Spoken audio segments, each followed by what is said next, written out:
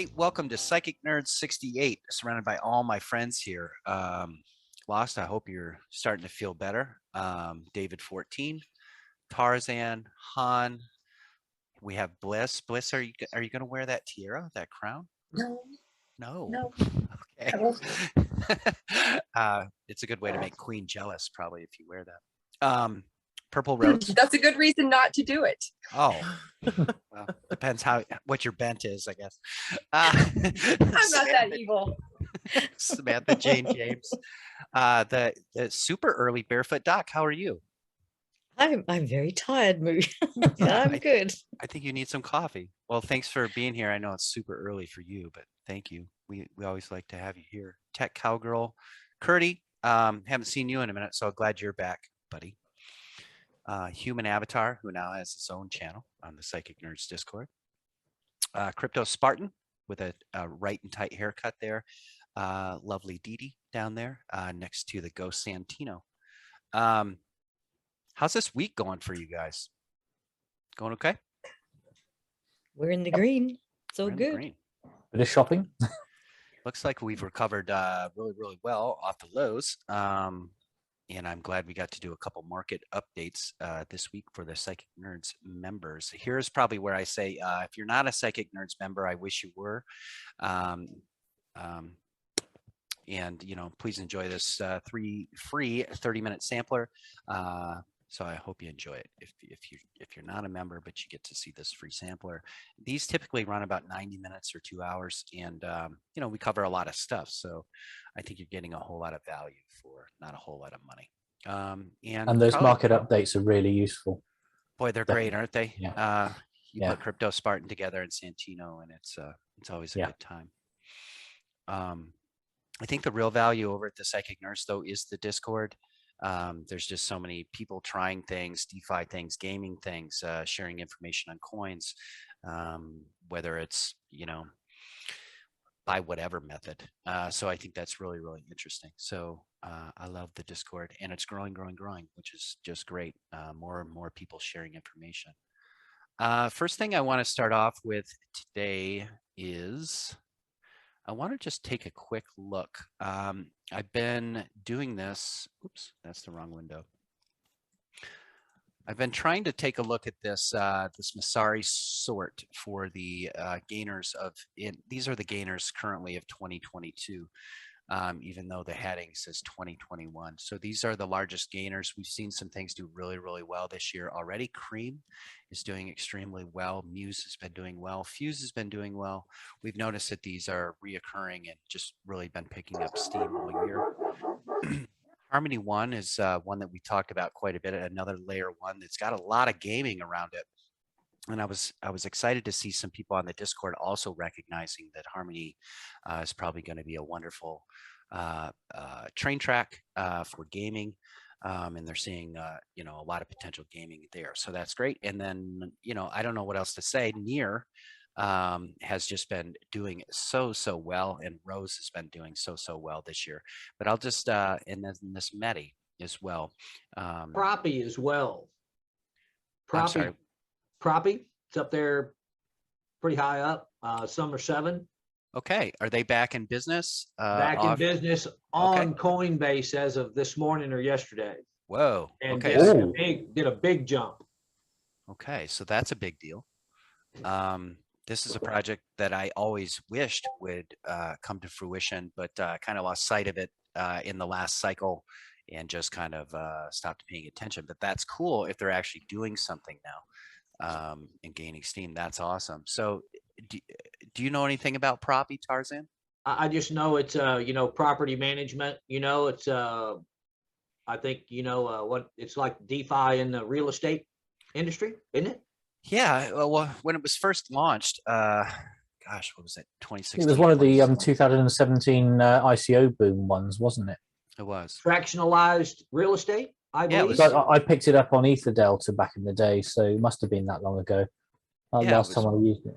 It was making the connection between property and crypto, so that's cool. So I'll take another look at that. I didn't even recognize it was here, number 7, so that's kind of cool.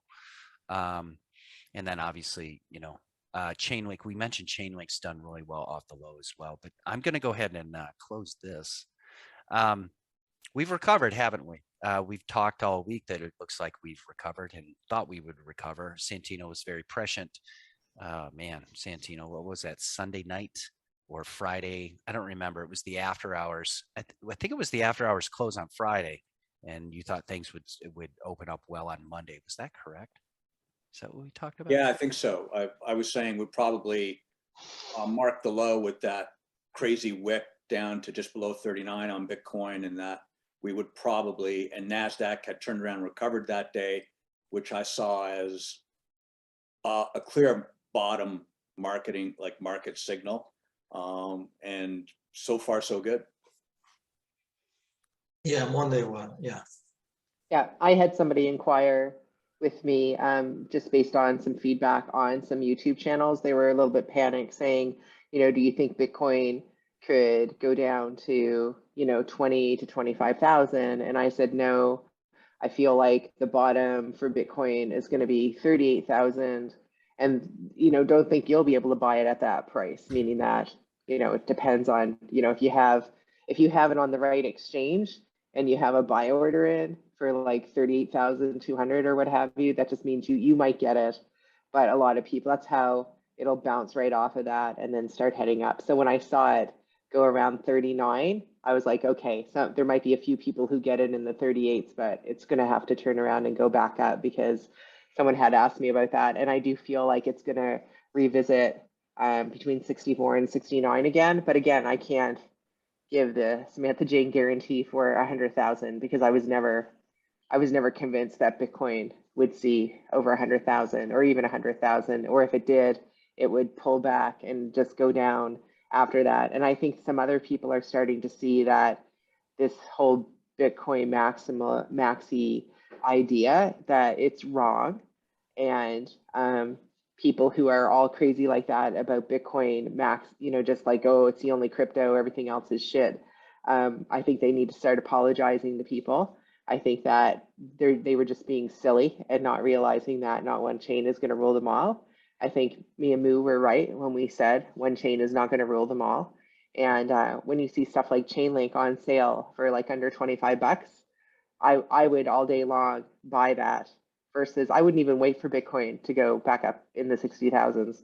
I would just dump my Bitcoin into Link or one of the other good ones that have a really good future, because I think that Bitcoin will be around for a long time, but I think that people are going to discover all these other wonderful blockchain technologies that people are using, like Profi. People asked me about that a while ago, and I was like, yep, real estate on the blockchain. It's going to solve a lot of problems in parts of the world that we don't even realize, because one of the things about the Western culture that helps us do really well is the fact that we can register our properties, that there is property ownership. But other countries, there's always corruption and there's always worry of theft. Why would you buy something if you were a foreigner? Why would you invest in something if some corrupt government can come in and just like friggin' take it from you? Whereas with the development of blockchain and where it's decentralized, this is much less likely to happen. And with technologies like Profi, for example, we'll start seeing some really big changes in places in the world that we weren't expecting it. And it will finally be a way for some of the third world countries to break out of the malaise that they've been in for the 20th and the early part of the 21st century. And the technology is not going to be so great for Western cultures in the sense that the jig is up for the corrupt politicians. And now the people are going to be running things, and we're going to start to see what true capitalism is all about.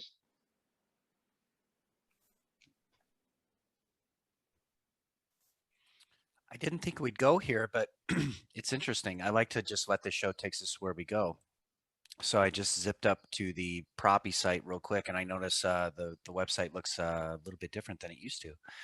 And it was interesting. I'm seeing these legacy brokers that I didn't see before. So that's kind of interesting. Your Coldwell, your Century 21, an escrow agent in Japan, EAJ, and then I've noticed this crypto certified agent course. What is this? Crypto for real estate is here. It's happening now. Are you ready, or will you be left scratching your head? Sign up for the Crypto Certified Agent course.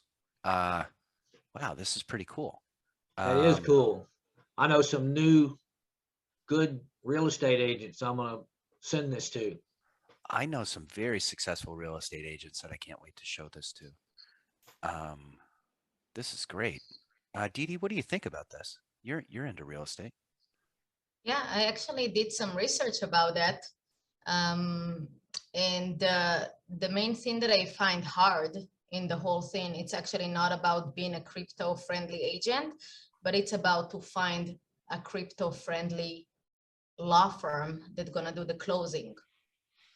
So I'm actually right now research that. I actually called a few law firms that I know in my inner circle, ask them about that option.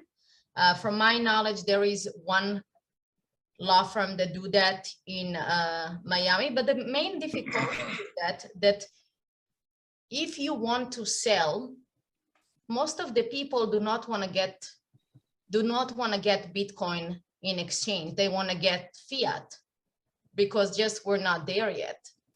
So the hard thing is about getting to purchase the house in crypto, but to have the option if the seller decide to get crypto or to get it in fiat. And this is where it comes a little bit, there is a legality issues there. I'm not familiar still with the law firm or a closing agent that will do it A to Z. I'm still in the research for that, and I definitely will keep everybody update on that.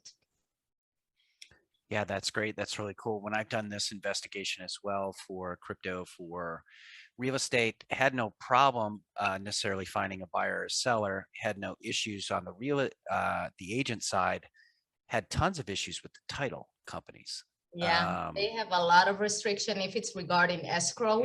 Yeah. So it's escrow specifically, it's very restrictive, but regarding all the other issues with that.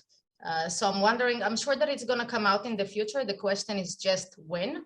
And the question is if the law firm will be creative enough in order to find a solution to get it done. Because I do believe that there is a way to get it done, even if it's to receive all the money in crypto and then during closing to convert all the funds to fiat and charge for that transaction. That's people that would like to buy properties in crypto definitely will pay 2 or 3 times of the closing costs. And this is what I told to a few of the law firm that I'm working with. So let's see how it's turned out. And I'm expecting to get a few phone calls back after these individuals and law firms will do the research. Dee Dee, this is great. And I agree with you 100%. People interested in taking crypto and buying real estate would be more than happy to pay 2 or 3 times their closing costs to get it done. Sure. And, when we're talking about blockchains, and I'm sure Tech Cowgirl and, many here, HA and others would agree that, smart contract platforms are perfect for this kind of input output, this escrow idea, this time locking idea. Are the requirements of 1, 2, and 3 met? Great. We can move on to, requirement number 4. Blockchain and smart contract platforms are perfect for this kind of settlement. So this is great. I'd much rather let maybe a who piece of knows software. in the future this smart contract will replace the closing law firm. If everything gonna happens through a smart contract, the real estate transaction, the fees are pretty much set. So it's just going for a few areas and just fill out the blank by using pretty easy calculations. Right now, there's projects out there that you can buy slivers of real estate of your choice, whether it's residential, agricultural, or commercial, and they've tokenized it on the blockchain. And so each property has been made into an LLC and sliced up. It's managed by a management company, and they sell crypto shares of each property, which is great, and they bear you rent every single day. I'm familiar with that, and I actually looked into it. So pretty much whatever I find out from the research that I did, there are large companies that are actually more into private lending, and they say to people, hey, listen, you can get a part ownership in this condo or in this home, and you can share it with other individuals. But looking at it as from an investor point of view, I would like to get good pricing. And usually the real estate that they offer for sale with this shared ownership, it's way overpriced. Yeah. So if you can buy a beautiful single family home in, let's just say, Miami for $2 million, this shared of ownership, if you would add the 8 owners, it will be $4 million. So obviously they've been creative enough to manage that and get the income and all of it. But as an investment point of view, to pay sometimes double to just get into it, it seems, you know, for somebody that deal with real estate, it seems a little bit, you know, like a waste of money or not as a good of an investment. So let's throw this out. I was looking at the $50,000 houses in the shit neighborhoods that people would be renting out.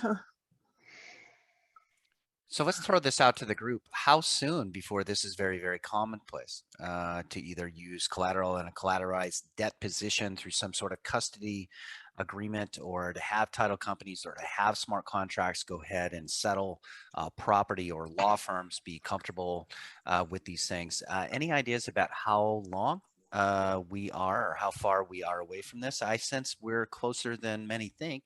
Yeah, that's what I feel. Isn't this Well- already happening in some places? Yes. Like I said, I know of people that have done crypto for real estate. It's just the title is the sticky part. The title's the tough part. So whoever Well- figures out first the smart contract system that allows it to just be duplicated, you know, it's gonna super flourish from that point, because there won't be any barrier other than deployment of the smart contract system. But we have to go mainstream, or the cryptos have to go mainstream before that, I guess. I actually think that it's going to happen within the year.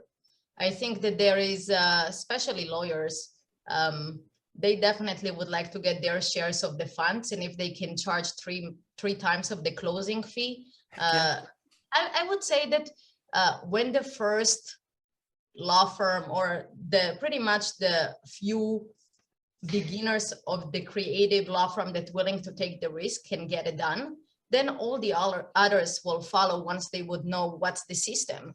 And I definitely think and feel that it's coming within a year. Well, I'd be interested to reach out to Mark J. Kohler and his firm in LA, I believe, and see if they, you know, they've been doing a lot of interesting things with cryptos and helping people set up, you know, corporations and different tax advantage kind of systems. I know there's a lot of lawyers that work for him and a lot of accountants. It'd be interesting to see if they'd be interested in doing something like And that. they are incredibly busy, overwhelmed to the point. Let's use this as a transition. Another thing we wanted to talk about, a lot of us have always envisioned this rollout of this blockchain economy, this rollout of tokenization, this rollout of kind of blockchain and this technology. It wasn't going to be a top down and it wasn't going to be a bottom up. There was going to be some kind of weird melding both ways. And I know Santino's interested in a big piece of legacy news here. Let me just pull it up. That I think Like the big closing fees in was the movie The Big Short. Then it will go for it. what's that, Han? Then like The Big Short, when they all got the big fees for it, the brokers.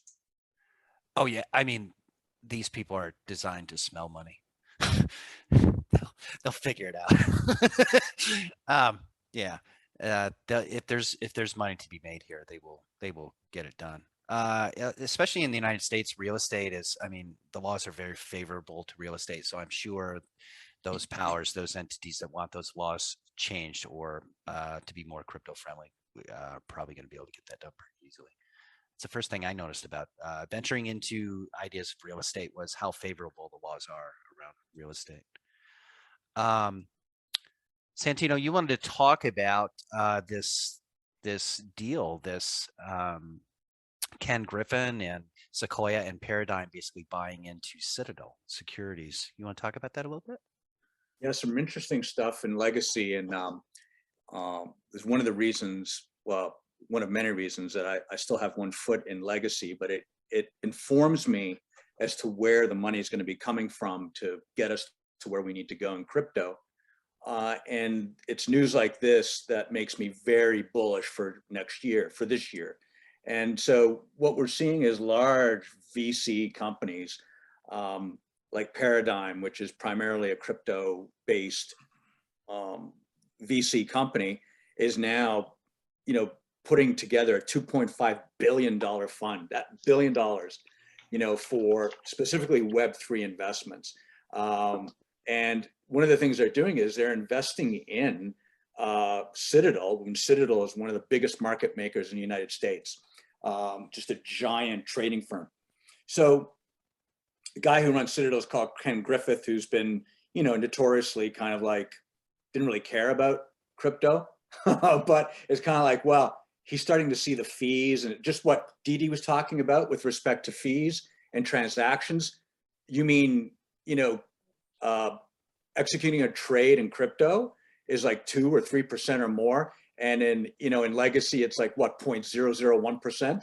So they're getting it. They're starting to do the math. So, and if you recall, I was saying last year, watch for crypto VCs to begin swallowing parts of legacy banking. And this is the first big sign of that happening. It's making all the news in legacy. And Andrew Horison is another. Andreessen Horison is another one.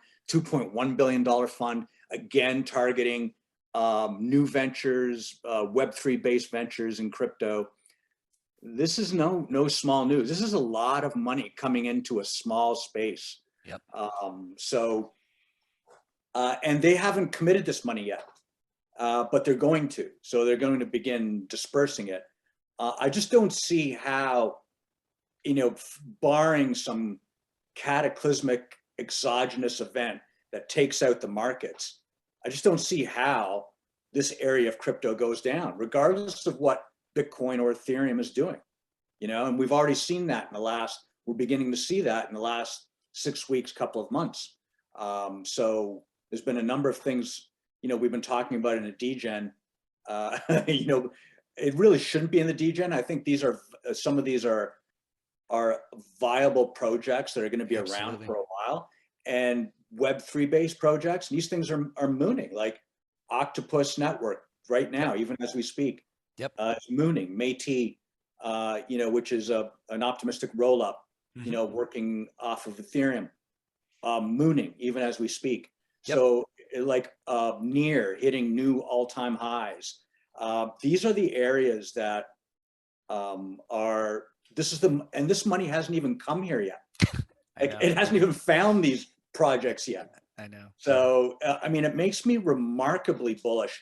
And as you know, I'm not a moon boy, but when I see news like this, I can't help but be very, very bullish. Yeah, this is just wonderful. Thanks for bringing all that up. This is just we've been talking about trains on and off this week, and this is the idea that comes to mind when we're talking about this. This is just an unstoppable train. This is now, if people didn't understand that this was an inevitability before, they need to, because this is exactly what it's going to look like and how it's going to look like. The money's not even here yet, but the commitments are starting to form, aren't they? Very, very interesting. I could hit this from several different angles, but it might be redundant at this point. We're going to see more of this. I'm seeing this good fi, and we've been talking pretty solidly over the last 2 months, when it looks like the legacy banking industry is very, very, very interested in acquiring and using DeFi as a system and as a product, as an overarching product or sector to leverage. The stuff that Chainlink is doing, the stuff that Aave is doing with Aave Arc is just incredible. This good fi group that was put together to kind of link up legacy with decentralized finance, it's growing every day. There's more and more people joining this thing. It's looking very, very interesting. The I don't DeFi even- index that I follow, that I chart, is now beginning to turn off of double bottom. And traditionally, when that thing turns, it really rips faces. So, and I'm starting to see it in some of the things that I'm involved in. They're beginning to also turn around really strong, like DYDX, Curve Finance, Convex Coin.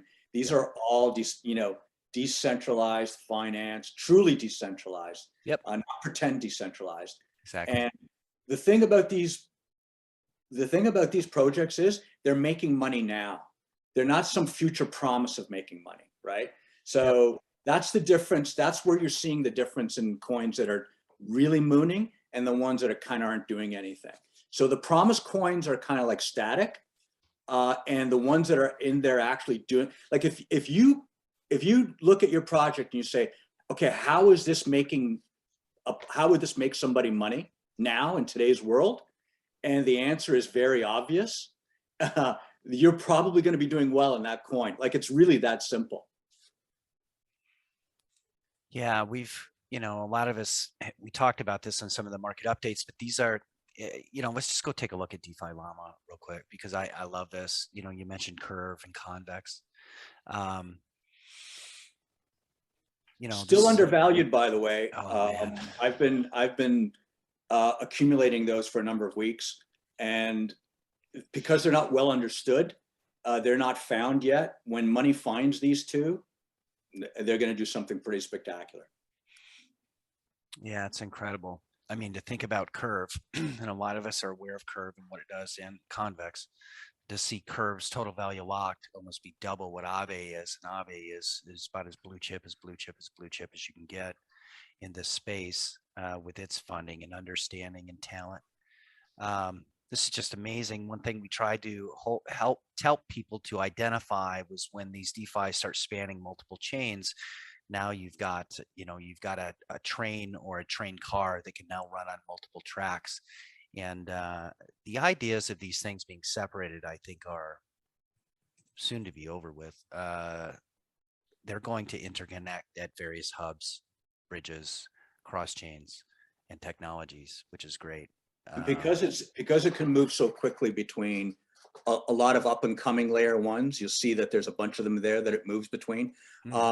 And because it's just not well understood, so people don't know how to invest in it. But essentially what it does is you've got smart contracts or machine intelligence, which puts your yields on a curve. In other words, it gooses your yields.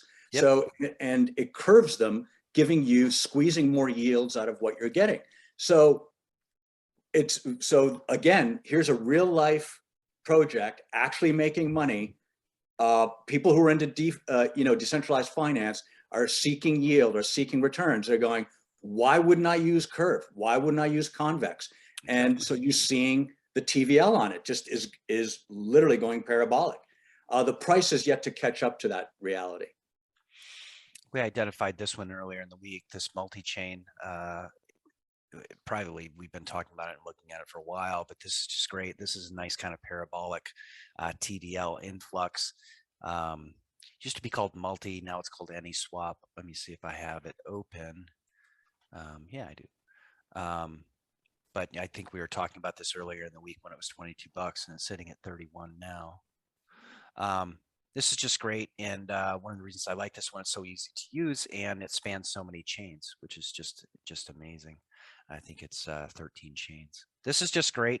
I'm seeing even more normie people talk about Yearn, as Yearn is available in several crypto IRA things, and so I'm getting a lot of normie questions about Yearn and what it does and how it works. It's just, this stuff is becoming pretty mainstream, right? I mean, pretty quickly.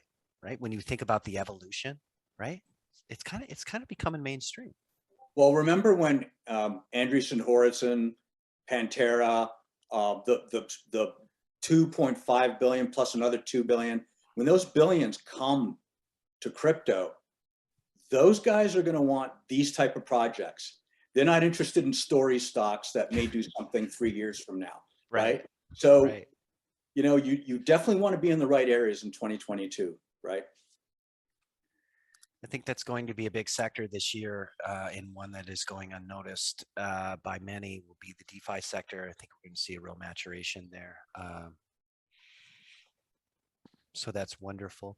I guess I'll throw this out there too. I just happened to catch a talking head the other day. I don't really watch these programs, but I happened to click on one, and they were talking about DeFi, and it was obvious within just 30 seconds, this talking head person did not know the difference between DeFi and CeFi, interest-bearing accounts, staking, yield farming, curve, liquidity pools. It was kind of scary. So just be careful who you're getting your information from.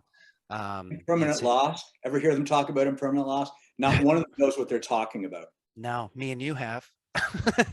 And some other finance people have. I remember raising a question on that on one of the Samamu things a long time ago. Yeah, so be careful where you're getting your information, and thank you, Santino, for making another hit at that. That's probably something we need to. You made a wonderful post this week around impermanent loss, and from time to time we probably need to do that, just because people, I think, are just getting bad information usually. So thank you. Any other ideas around this legacy and crypto kind of coming together, this melding? Any other thoughts on that before Spartan shows us some charts and things? Let it happen. Turn it It on. has to. It Fire has it up. to. Yeah, I think Let's it's get busy. inevitable. It's inevitable. It's great. Well, it's the way that the collapse of the system that all those gold bugs and others were going on about doesn't happen. Yeah, a lot It's of a us chip. believe that this blockchain was always going to be a lifeboat for people to jump from one to another, and Yeah, they just incentivized the move. Is all they've done. So it's just a changeover. yeah, it's the rollout. It's great. I remember you guys talking about that 2 years ago.